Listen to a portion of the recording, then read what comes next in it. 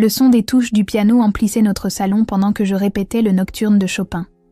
Je m'appelle Sarah Bennett et je suis professeure de musique à l'école primaire Lincoln. Enseigner aux enfants l'amour de la musique est ma passion depuis 8 ans. Le soleil de fin d'après-midi projetait des motifs dorés sur le parquet et je pouvais entendre le rire de Noah depuis le jardin. Mon fils de 7 ans jouait avec notre chien, un golden retriever nommé Copper.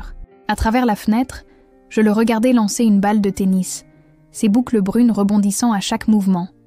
Cette joie pure et sans filtre que possèdent les enfants ne manquait jamais de me faire sourire. Michael, mon mari, est apparu dans l'encadrement de la porte, portant encore sa blouse de vétérinaire. Une légère odeur d'antiseptique s'accrochait à lui. Il avait l'air épuisé mais heureux. « Longue journée ?» ai-je demandé en refermant le couvercle du piano. « Le chat de Madame Henderson a eu besoin d'une chirurgie d'urgence, mais il va s'en sortir, » a dit Michael en m'embrassant sur le front. « Où est Noah ?» Dans le jardin avec Copper. Michael était vétérinaire depuis 12 ans. Nous étions mariés depuis 4 ans, et j'avais su dès le début que c'était son second mariage. Il avait été honnête à ce sujet lors de notre 3e rendez-vous, expliquant simplement que son premier mariage s'était terminé des années auparavant et qu'il préférait ne pas s'attarder sur le passé. J'avais respecté cela. Tout le monde a ses cicatrices, et j'avais les miennes. Ce qui comptait, c'était la vie que nous avions construite ensemble, cette vie belle et ordinaire, remplie de musique, de rires et d'amour. Noah a fait irruption par la porte arrière, suivi de près par Copper. « Maman, papa, on peut manger de la pizza ce soir ?» Son visage était rouge d'avoir couru, ses yeux brillants d'espoir. Michael lui a ébouriffé les cheveux. « Bien sûr, mon grand, ta mère a répété tout l'après-midi. Elle mérite une pause en cuisine. » Nous avons commandé des pizzas et mangé ensemble à la table de la cuisine. Noah nous a raconté avec force détail sa journée à l'école. Comment il avait gagné au ballon prisonnier, comment son amie Emma avait amené son hamster pour le montrer à la classe. Ces moments, en apparence insignifiants, étaient tout pour moi. Après le dîner, j'ai mis Noah au lit. « Raconte-moi une histoire », a-t-il supplié, comme chaque soir. Je lui ai caressé les cheveux et j'ai commencé à tisser le récit d'un brave chevalier qui protégeait une forêt magique. Ses paupières se sont alourdies et en quelques minutes, il dormait. Je l'ai embrassé sur le front et j'ai quitté sa chambre sans un bruit. Cette nuit-là, vers 2h du matin, les aboiements de Copper m'ont réveillée. Confuse et vaseuse, je me suis assise. Le chien n'aboyait jamais la nuit. « Michael ?» ai-je chuchoté en secouant l'épaule de mon mari. Il a grogné et a ouvert les yeux. Qu'est-ce qui se passe? Copper n'arrête pas d'aboyer. C'est alors que j'ai senti la fumée. Mon cœur s'est serré d'angoisse. « Michael, au feu !» Nous avons tous les deux sauté du lit. La fumée s'infiltrait sous la porte de notre chambre et, lorsque Michael a touché la poignée, il a retiré brusquement sa main. « C'est chaud. On ne peut pas passer par le couloir. » Sa voix était maîtrisée mais urgente.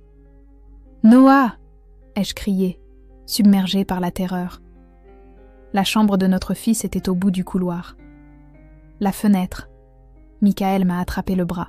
On va sortir par la fenêtre et l'atteindre par l'extérieur. Tout est devenu un tourbillon de peur et d'adrénaline. Michael a brisé la fenêtre de notre chambre avec une chaise. Nous avons grimpé sur le petit toit du porche, puis sauté au sol. Une douleur fulgurante a traversé ma cheville en atterrissant mal, mais je m'en fichais. Nous avons couru vers le côté de la maison où se trouvait la chambre de Noah. Les flammes étaient visibles à travers les fenêtres de la cuisine et se propageaient rapidement. Michael a attrapé une pierre du jardin et a cassé la fenêtre de Noah. « Noah, réveille-toi !» Je criais, pleurais, priais. Dieu merci, la chambre de Noah n'était pas encore remplie de fumée. Michael est passé par la fenêtre brisée. Les secondes semblaient durer des heures. Puis je l'ai vu, Michael portant notre fils endormi, qui toussait mais était en vie. Il m'a passé Noah par la fenêtre. J'ai serré mon garçon contre moi, sentant les petits battements de son cœur contre ma poitrine. Copper aboyait frénétiquement, tournant en rond. Les voisins avaient appelé les secours.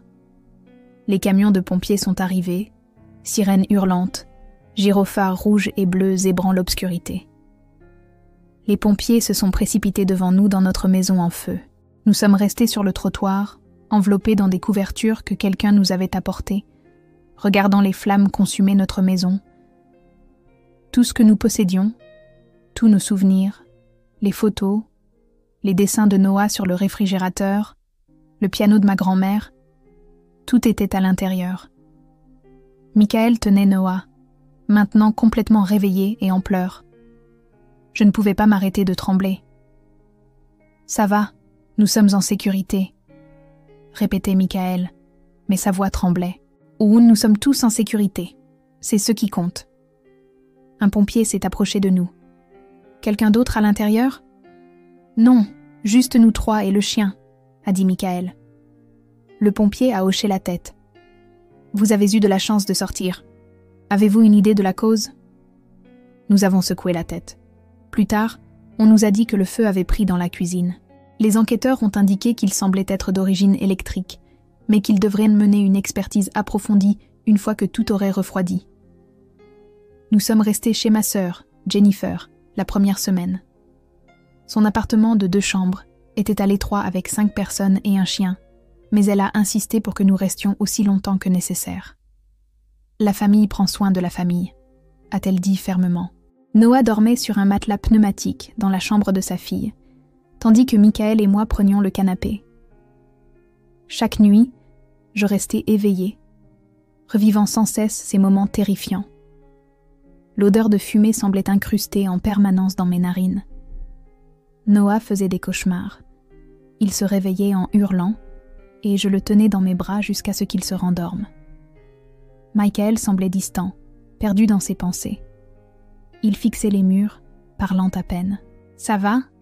lui ai-je demandé un soir, après que Noah se soit enfin endormi. « Je n'arrête pas de penser à ce qui aurait pu se passer, » a-t-il dit doucement. « Si Copper n'avait pas aboyé, si nous avions dormi 5 minutes de plus. » Sa voix s'est brisée. Je lui ai tenu la main. Mais ce n'est pas le cas. Nous sommes en vie. Le rapport de l'expert en incendie est arrivé 2 semaines plus tard. L'incendie était d'origine criminelle. Quelqu'un avait forcé la serrure de notre porte arrière, était entré dans notre cuisine et avait déclenché le feu à l'aide d'un accélérant. La nouvelle nous a frappés comme un coup de poing. « Pourquoi quelqu'un ferait-il ça ?» ai-je demandé à l'inspectrice chargée de notre affaire, l'agente Martinez. C'était une femme d'âge mûr avec des yeux bienveillants et une attitude pragmatique. « Nous enquêtons, Madame Bennett. » « Avez-vous, vous, ou votre mari, des ennemis? Quelqu'un qui pourrait vous en vouloir ?»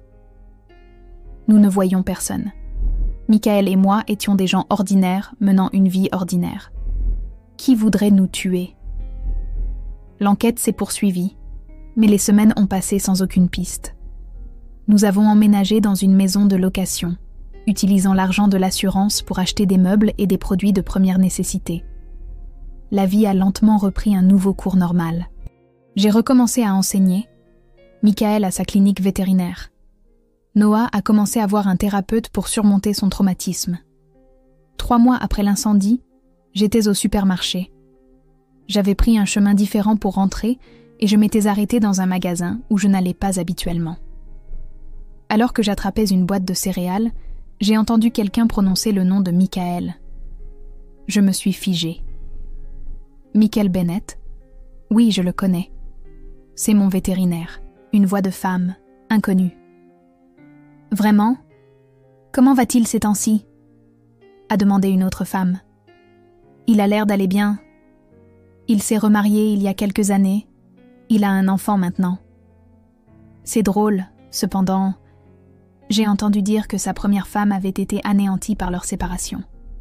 Apparemment, ils avaient perdu un enfant, et le mariage s'est effondré après ça. Mon cœur s'est arrêté. Perdu un enfant? Michael n'avait jamais mentionné ça. Jamais. J'ai abandonné mon chariot et me suis dirigée rapidement vers ma voiture, les mains tremblantes. Pourquoi ne m'avait-il rien dit? Nous avions tout partagé, ou du moins c'est ce que je pensais. J'ai conduit jusqu'à la maison dans un état second, l'esprit envahi de questions et de douleur. Michael était déjà rentré quand je suis arrivée, jouant avec Noah dans le salon. « Salut, chérie. Comment s'est passé le supermarché ?» Il a levé les yeux en souriant. Son sourire s'est effacé en voyant mon visage. « Qu'est-ce qui ne va pas ?»« Noah, va jouer un peu dans ta chambre, » ai-je dit, en essayant de garder une voix stable. Notre fils nous a regardés, sentant la tension, mais a obéi. Une fois sa porte fermée, je me suis tournée vers Michael. « Pourquoi ne m'as-tu pas dit que tu avais eu un enfant avec ton ex-femme ?» Le sang quitta son visage. Il resta figé, la bouche ouverte, incapable d'émettre un son. « Comment as-tu... » Peu importe comment je l'ai appris. Ce qui compte, c'est que tu ne me l'as jamais dit. Nous sommes mariés depuis 4 ans, Michael. 4 ans, et tu n'as jamais mentionné que tu avais perdu un enfant. Les larmes me sont montées aux yeux. « Je voulais, » a-t-il dit doucement, s'affaissant sur le canapé. J'ai voulu te le dire tellement de fois, mais je ne savais pas comment. C'est la chose la plus douloureuse que j'ai jamais vécue, et en parler me semble impossible. Je me suis assise à côté de lui, la colère se mêlant à la compassion.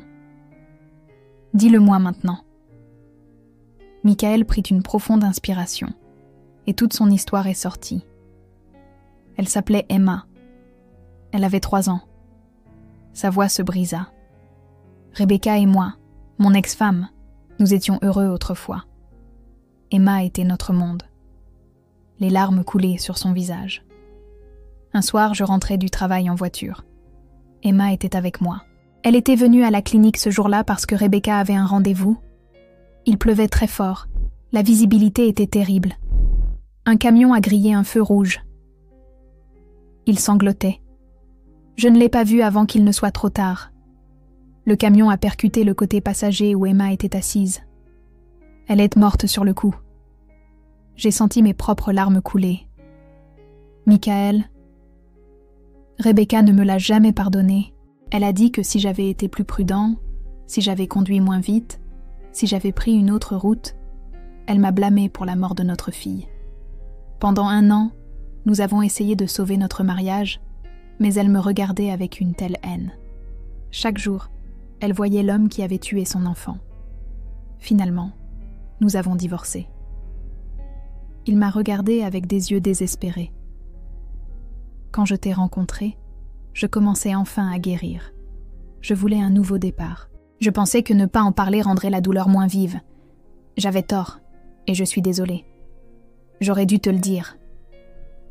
Je l'ai serré dans mes bras pendant qu'il pleurait, en assimilant cette révélation. Michael portait cette culpabilité depuis des années.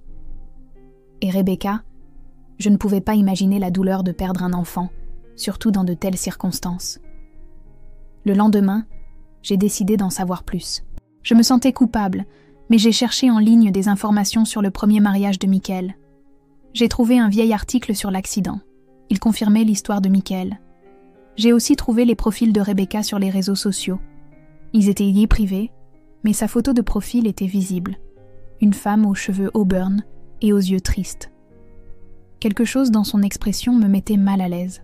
D'un coup, j'ai cherché des informations sur notre incendie dans les archives des nouvelles locales. Des articles détaillaient l'incendie criminel, mentionnaient notre famille, incluaient notre adresse et la profession de Michael. Puis, j'ai vérifié où Rebecca habitait.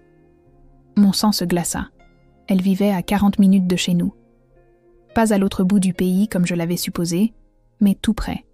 J'ai immédiatement appelé l'agente Martinez. « Inspectrice, j'ai des informations sur notre affaire. » J'ai tout expliqué. Le premier mariage de Michael, la mort d'Emma, la proximité de Rebecca. Je sais que ça peut paraître fou, mais... Et si c'était elle qui avait déclenché l'incendie ? L'agente Martinez a écouté attentivement. Ça vaut la peine d'enquêter. Pouvez-vous m'envoyer son nom complet et toutes les informations que vous avez ? En quelques jours, la police avait perquisitionné le domicile et les appareils numériques de Rebecca. Ils ont trouvé suffisamment de preuves pour l'arrêter. Des recherches sur notre adresse, des photos de notre maison prises depuis l'autre côté de la rue, l'emploi du temps de Michael méticuleusement documenté. L'élément le plus accablant, des achats de l'accélérant utilisé dans l'incendie. Rebecca a avoué. Elle surveillait notre famille depuis plus d'1 an, incapable de surmonter sa rage envers Michael pour avoir remplacé Emma par Noah. Elle nous voyait comme un symbole vivant de tout ce qu'elle avait perdu. Son plan était de tuer Michael et de prendre Noah, croyant qu'elle méritait une seconde chance d'être mère. Mais elle avait perdu son sang-froid et avait plutôt essayé de brûler notre maison avec nous tous à l'intérieur. L'audience préliminaire fut brève. L'avocat de Rebecca a plaidé pour une évaluation psychologique, affirmant qu'un traumatisme grave et une maladie mentale avaient motivé ses actes. J'étais assise dans la salle d'audience, regardant cette femme qui avait tenté de tuer ma famille. Elle avait l'air si ordinaire, si brisée. Le juge a ordonné sa détention provisoire sans possibilité de caution en attendant le procès. Ce soir-là, Michael et moi étions assis dans le petit salon de notre maison de location. Noah dormait. « Je suis désolée », a répété Michael. « C'est arrivé à cause de moi, à cause de mon passé. » « Non !» ai-je dit fermement. « C'est arrivé parce que Rebecca a fait des choix terribles, impardonnables. Tu n'as pas causé ça. » « Mais si je t'avais parlé d'Emma depuis le début… » « Quoi ? On aurait quoi ? Anticipé ça ? » Je lui ai pris les mains. Le chagrin de Rebecca l'a consumée et elle a choisi la violence. Ce n'est pas de ta faute. Il a pleuré et je l'ai serré dans mes bras. Emma me manque tous les jours, a-t-il murmuré. Et je me sens coupable d'avoir Noah, d'avoir une seconde chance alors qu'Emma est partie. Emma voudrait que tu sois heureux, ai-je dit doucement. Elle avait 3 ans, Michael. Elle t'aimait. Elle ne voudrait pas que tu souffres éternellement. Le procès a eu lieu des mois plus tard. La défense de Rebecca a présenté des preuves de la détérioration de son état mental après la mort d'Emma. Des années de thérapie, de médicaments, de tentatives de suicide. L'accusation l'a dépeinte comme une harceleuse dangereuse qui avait prémédité une tentative de meurtre. J'ai été appelée à témoigner sur l'incendie, sur les cauchemars de Noah, sur la peur avec laquelle nous vivions encore. Quand Rebecca a pris la barre, elle s'est adressée directement à Michael. « Je sais que j'ai détruit ma vie, a-t-elle dit, la voix blanche. J'ai passé des années à te haïr, à te blâmer, à vouloir que tu souffres comme j'ai souffert. Mais la mort d'Emma n'était pas de ta faute. C'était un accident. Je le sais maintenant. Je l'ai toujours su, mais le chagrin m'a rendue cruelle. » Elle s'est tournée vers moi. « Sarah, je suis désolée. Vous et Noah êtes innocents. J'ai laissé ma douleur me transformer en monstre. Je n'attends pas de pardon. Mais je veux que vous sachiez que je suis heureuse que vous ayez tous survécu. Quand j'ai allumé ce feu, je ne pensais pas clairement. Si vous étiez mort, si Noah était mort, j'aurais détruit un autre enfant innocent. Je serais devenue la chose même que je déteste, quelqu'un qui enlève les enfants à leurs parents. » La salle d'audience était silencieuse. Rebecca a été condamnée à 25 ans de prison. Alors qu'on l'emmenait, elle a regardé une dernière fois Michael, et je l'ai vu articuler les mots « Prends soin de lui ». La vie n'est pas immédiatement revenue à la normale. Les cauchemars de Noah se sont raréfiés mais n'ont pas disparu. Nous avons tous suivi une thérapie familiale. Michael a finalement fait face à sa culpabilité concernant la mort d'Emma avec un conseiller spécialisé dans le deuil. J'ai appris à connaître sa fille, sa couleur préférée, le violet, son amour pour les dinosaures, comment elle dansait quand elle était heureuse. Michael m'a montré les quelques photos qu'il avait gardées cachées. Une magnifique petite fille avec les yeux de Michael et le sourire de Rebecca. « Elle fait partie de ton histoire », lui ai-je dit. Ce qui signifie qu'elle fait partie de notre histoire de famille. Nous devrions nous souvenir d'elle. Nous avons créé une petite boîte à souvenirs avec les photos d'Emma et l'avons placée sur une étagère. Quand Noah serait plus grand, nous lui parlerions de la première fille de son père, de la perte, de l'amour et de la complexité des familles. Nous nous sommes reconstruits. Nous avons acheté une nouvelle maison. Nous l'avons aménagée à notre goût. J'ai acheté un beau piano d'occasion et j'ai appris à Noah à jouer. La musique a de nouveau rempli notre foyer. Un samedi, Nous avons visité un jardin du souvenir. Michael a déposé des fleurs à l'endroit où le nom d'Emma était gravé aux côtés d'autres enfants décédés. Noah, maintenant âgé de 8 ans et comprenant mieux les choses, y a déposé un petit dinosaure en jouet. « Pour Emma », a-t-il dit simplement. Michael a pleuré, mais c'étaient des larmes de guérison. Nous nous sommes tenus là dans le jardin, tous les trois, reconnaissant le passé tout en honorant le présent. Ce soir-là, Michael et moi étions assis sur notre nouveau porche. « Penses-tu que Rebecca trouvera la paix ?» ai-je demandé. « Je l'espère », a dit Michael. « Le chagrin l'a presque détruite, mais peut-être que la prison lui donnera le temps de vraiment guérir. Peut-être qu'elle trouvera un moyen de se pardonner, de me pardonner. La pardonnes-tu ? C'était la question que j'avais peur de poser. Michael était resté silencieux un long moment. J'essaie, ce qu'elle a fait est impardonnable, mais je comprends la douleur qui l'a poussée à agir. La mort d'Emma nous a brisés tous les deux de différentes manières. J'ai trouvé la guérison à travers toi et Noah. Elle n'a trouvé que plus de douleur. Il m'a regardé. Mais je ne peux plus porter sa douleur. Je dois me concentrer sur notre famille, sur la vie qu'Emma voudrait que je vive. Plusieurs années plus tard, nous avons reçu une lettre. Elle venait de Rebecca, écrite de prison. « Chers Michael et Sarah », commençait-elle. « Je n'attends pas de réponse. J'écris parce que ma thérapeute dit que je dois reconnaître tout le poids de ce que j'ai fait. J'ai essayé d'assassiner votre famille. J'ai laissé mon chagrin se transformer en haine et j'ai failli détruire d'autres vies. J'ai passé ces années en prison à penser à la personne que je suis devenue et je suis horrifiée. Mais je suis aussi reconnaissante. Reconnaissante que vous ayez survécu. Reconnaissante que Noah soit en sécurité. Reconnaissante que vous construisiez la vie heureuse que vous méritez. Je travaille avec le programme de santé mentale de la prison. Je suis bénévole dans un groupe de soutien au deuil ici. Certaines femmes ont aussi perdu des enfants, et les aider m'aide. J'apprends que l'amour ne signifie pas s'accrocher à la douleur.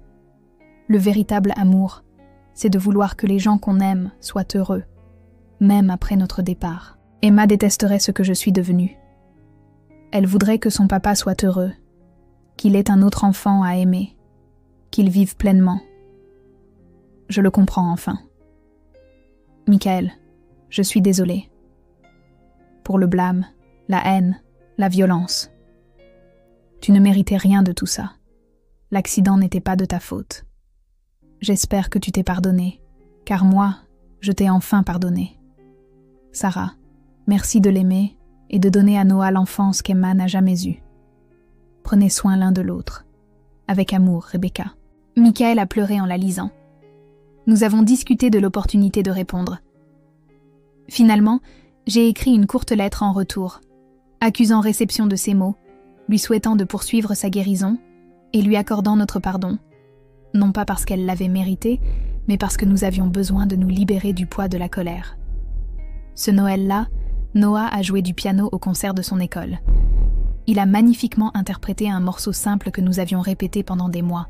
Michael m'a tenu la main dans le public, tous deux gonflés de fierté. Notre fils avait survécu à un traumatisme et en était sorti plus fort. Après le concert, Noah nous a serrés dans ses bras. « Ça vous a plu ?»« On a adoré, » ai-je dit. « Tu es incroyable. » Michael a ajouté « Emma aurait adoré aussi. » Noah a souri, à l'aise avec la mention de cette sœur qu'il n'avait jamais connue. Oui, je l'ai joué pour elle aussi. Sur le chemin du retour, la neige a commencé à tomber doucement, recouvrant tout de blanc. Les rues scintillaient sous les lampadaires, paisibles et pures. Notre maison est apparue, des lumières chaudes brillant à travers les fenêtres, une couronne sur la porte, de la fumée s'échappant de la cheminée. La maison. « On a de la chance, n'est-ce pas ?» a dit Michael doucement. « Oui, nous en avons, ai-je convenu. Pas parce que rien de mal n'est arrivé, mais parce que nous sommes toujours ensemble. La vie nous avait sévèrement mis à l'épreuve. Nous avions fait face à la mort, à la trahison, à l'obscurité du chagrin et de la rage. Nous avions appris que les familles les portent des histoires compliquées. Perte et joie, tragédie et triomphe, le tout entremêlé. La vraie famille, ce n'est pas la perfection ou l'absence de souffrance. C'est se choisir chaque jour, même quand, surtout quand, le passé vous hante. C'est comprendre que tout le monde porte des blessures et les aimer malgré tout.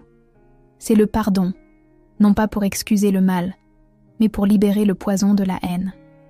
Rebecca purgeait sa peine, trouvant, espérons-le, la paix. Emma restait dans nos cœurs, un rappel que l'amour transcende la mort. Michael avait appris à se pardonner, et j'avais appris que la véritable intimité signifiait accepter quelqu'un dans sa totalité. Son passé, sa douleur, ses erreurs, et choisir de construire un avenir ensemble malgré tout. Alors que nous nous garions dans notre allée, Noah a montré la neige. « Regardez, c'est parfait. » Il avait raison. Le monde semblait pur et neuf, plein de possibilités. Nous sommes entrés ensemble, nous débarrassant de nos manteaux et de nos bottes, appelant Copper qui a bondi pour nous accueillir. J'ai préparé du chocolat chaud pendant que Michael allumait un feu dans la cheminée. Noah s'est blotti sur le canapé entre nous, sa tête sur mon épaule, ses pieds sur les genoux de Michael. Le feu crépitait, remplissant la pièce de chaleur. Dehors, la neige continuait de tomber, recouvrant le monde d'un doux silence. Nous avions survécu au feu et en étions sortis plus forts. Nous avions affronté les fantômes du passé et appris à vivre avec eux. Nous étions une famille, non pas malgré nos cicatrices, mais parce que nous nous étions choisis à travers elles.